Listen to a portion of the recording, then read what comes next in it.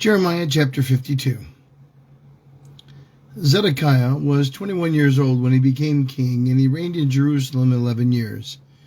His mother's name was Humulta, daughter of Jeremiah. She was from Libnah.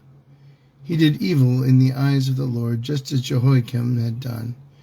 It was because of the Lord's anger that all this happened to Jerusalem and Judah, and in the end he thrust them from his presence. Now Zedekiah rebelled against the king of Babylon. So in the 9th year of Zedekiah's reign, on the 10th day of the 10th month, Nebuchadnezzar, king of Babylon, marched against Jerusalem with his whole army. They encamped against the city and built siege works all around it. The city was kept under siege until the 11th year of King Zedekiah. By the 9th day of the 4th month, the famine in the city had become so severe that there was no food for the people to eat. Then the city wall was broken through, and the whole army fled. They left the city at night through the gate between the two walls near the king's garden, though the Babylonians were surrounding the city. They fled toward the Arabah, but the Babylonian army pursued King Zedekiah and overtook him in the plains of Jericho. All of his soldiers were separated from him and scattered, and he was captured. He was taken to the king of Babylon at Riblah in the land of Hamath, where he pronounced sentence on him.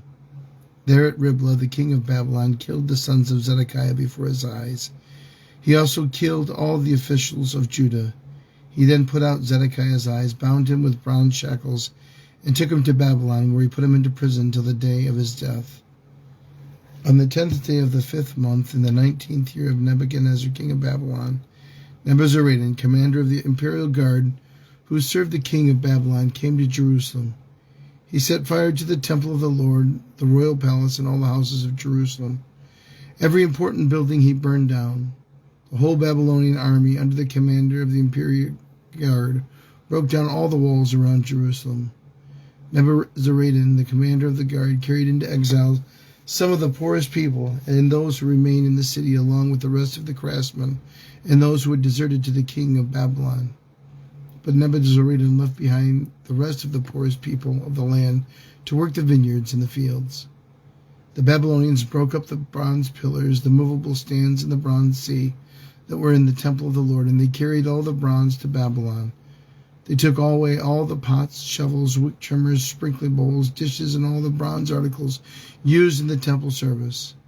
The commander of the imperial guard took away the basins, censers, sprinkling bowls, pots, lampstands, dishes, and bowls used for drink offerings, all that were made of pure gold or silver.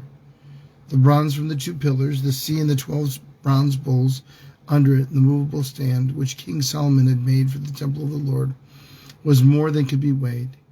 Each pillar was 18 cubits high and 12 cubits in circumference. Each was 4 fingers thick and hollow.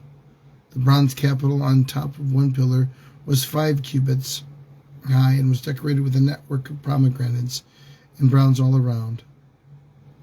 The other pillar with its pomegranates was similar. There were 96 pomegranates on the sides. The total number of pomegranates above the surrounding network was 100. The commander of the guard took as prisoners Sariah, the chief priest, Zephaniah, the priest next in rank, and the 3 doorkeepers. Of those still in the city, he took the officer in charge of the fighting men and 7 royal advisers. He also took the secretary, who was the chief officer in charge of conscripting the people of the land, 60 of whom were found in the city. Nebuzaradan, the commander, took him and brought them to the king of Babylon at Riblah. There at Riblah, in the land of Hamath, the king had them executed. So Judah went into captivity away from her land. This is the number of people Nebuzaradan carried into exile. In the 7th year, 3,023 Jews. In Nebuchadnezzar's 18th year, 832 people from Jerusalem. In his 23rd year, 745 Jews taken into exile by Nebuzaradan, the commander of the imperial guard. There were 4,600 people in all.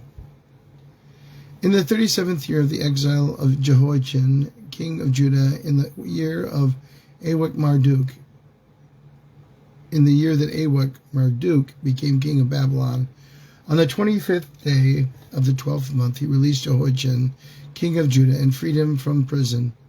He spoke kindly to him and gave him a seat of honor higher than those other any of the other kings who were with him in Babylon.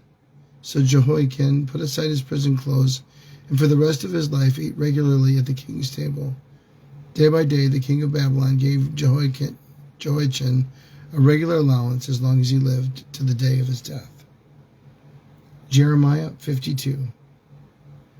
This concludes the book of Jeremiah. The word of God for the people of God. Thanks be to God.